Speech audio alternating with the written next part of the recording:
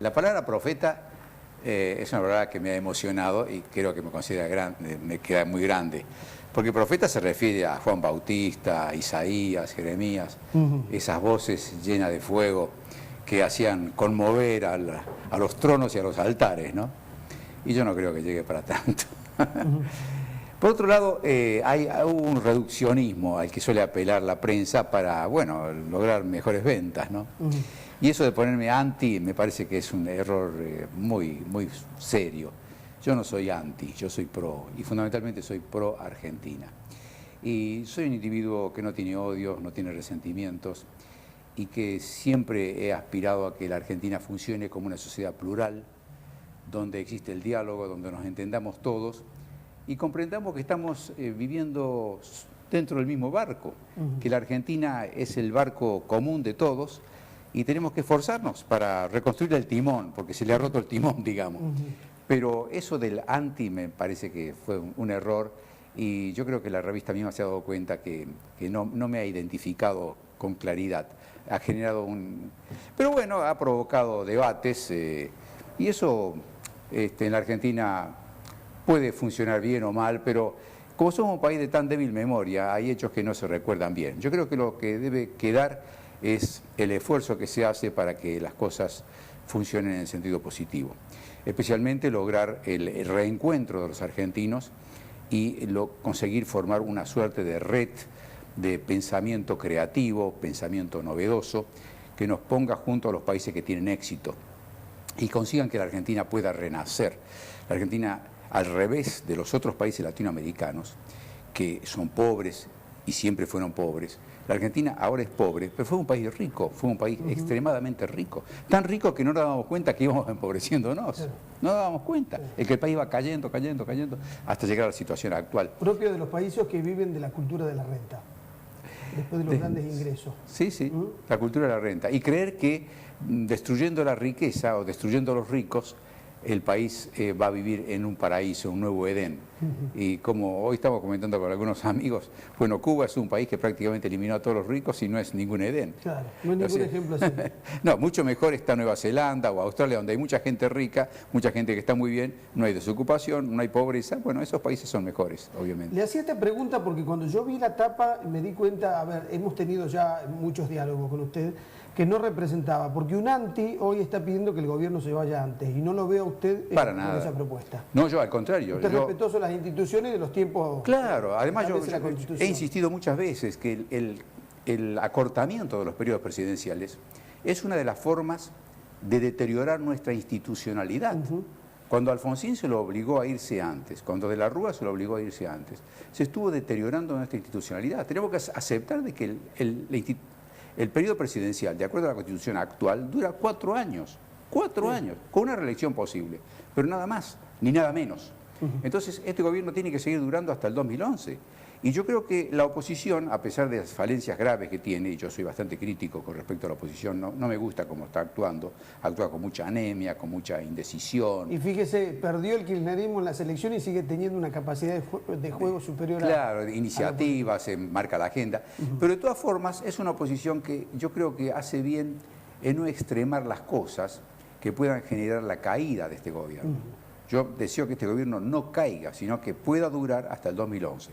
Lo que sí deseo es que se lo logre convencer de establecer un auténtico diálogo mediante el cual se pueda gobernar mejor y el país deje de ser un campo minado, porque se están tomando medidas muy alocadas que deterioran el nivel de vida, aumentan la pobreza, se gasta dinero en el fútbol mientras hay gente que se muere de hambre. El sistema sanitario en Argentina es desastroso, la educación está en decadencia perpetua, no hay inversión, diariamente se fugan millones de dólares, se van del país. Están frenando las importaciones para que justamente no se vayan los dólares pagando el costo de lo que se importa, pero por otro lado el dinero se va a lo mismo. E incluso con este freno a las importaciones están produciendo situaciones tan paradójicas que parecen propias de un manicomio. El presidente de Fiat señala que tiene muchos autos vendidos, que pueden exportarse y significar divisa para el país, pero no lo puede exportar porque no le dejan importar los tornillos para terminar los autos. Entonces, es una cosa de manicomio. Claro, claro. Entonces, pero el gobierno también dice que va a dejar de recaudar aproximadamente 3.000 millones de dólares por frenar las importaciones en derechos de importación. También se perjudica el gobierno. También se perjudica el gobierno. Ahora, lo que usted dice de la oposición me parece un punto interesante, ¿no? Para analizar. Fíjese que el inicio del diálogo parece que vuelve a punto cero con este veto de la presidenta después de una ley que sale por unanimidad. ¿No le parece que tendría que haber límites a los vetos? A ver, puede insistir el Congreso, pero ¿para qué llegar a esa circunstancia? Salió por unanimidad. Me parece que habría que ponerle un freno al veto en esta circunstancia. Bueno, el veto va a ser imposible de ser ejercido cuando la oposición tenga 2/3 de mayoría en el Congreso. Entonces ahí el veto deja de tener, de tener eficacia. Pero bueno, eso ocurrirá después de diciembre, obviamente. Mientras tanto está esta tensión muy seria, pero que genera un mayor crispamiento en contra del gobierno, es lo que yo no quiero. Yo no quiero que la sociedad esté cada vez más enojada con el gobierno. En este momento aparece la presidenta o aparece su marido en televisión y la gente cambia inmediatamente de canal. La gente está enojada, está irritada. Y parece que hubiera un enojo especialmente con el campo, porque básicamente el campo se insubordinó. El campo dejó de obedecer al rey. Y entonces por eso está enojado y hay que castigarlo, hay que castigarlo. Y esto es un asunto realmente absurdo, porque el campo es parte de la sociedad argentina. Y entonces no se entiende qué es lo que se busca. Vuelve a reverdecer un conflicto que no sabemos cómo se va a desarrollar, ¿no? Claro. Pero que genera temores. Genera temores. A ver, yo me imagino un inversor que está pensando en hacer una inversión en la Argentina con el conflicto del campo por delante. Yo creo que frena todo diálogo y toda posibilidad. Fíjese usted, por ejemplo, hay cosas que los argentinos no podemos dejar de tener en cuenta. El fenómeno de China. China, cuando muere Mao y viene el patriarca Xiaoping, él decide, ese patriarca, dar seguridad jurídica a las inversiones. Y dice, que vengan las inversiones y le damos seguridad jurídica. Entonces empezaron a llegar las inversiones multimillonarias. Y China produce un crecimiento increíble. Shanghái, por ejemplo, es un bosque de rascacielos, es impresionante. En 20 años redujeron la pobreza en 300 millones de personas. 300 millones, casi 4 veces la población argentina. Claro, dejó de ser pobre. Casi un Brasil en población. ¿Se da cuenta? Porque gracias a que hubo inversiones. Esas inversiones, ¿qué hacen? Crean fuentes de trabajo, disminuyen la desocupación y hay enriquecimiento de la sociedad, obviamente. Bueno, esto es lo que la Argentina no tiene. Fíjese que la Argentina no hay inversiones. Esta crisis, ¿cómo la golpea China? En vez de crecer al 8, creció al 6. Creció.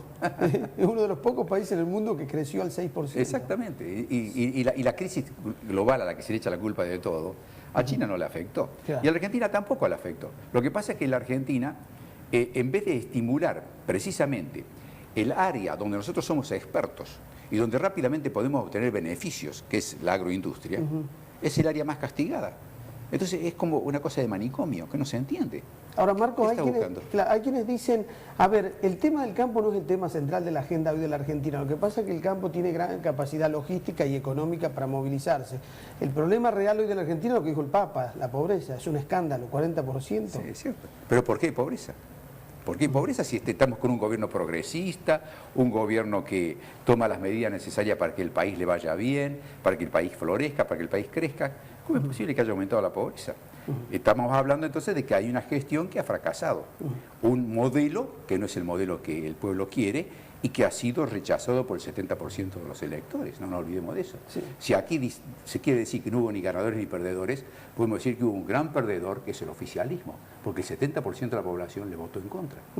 Entonces, ese modelo lleva al aumento de la pobreza. Entonces, nos están mintiendo diciendo que este es un modelo que trata justamente de que haya una mejor distribución del ingreso y todo eso. Es mentira.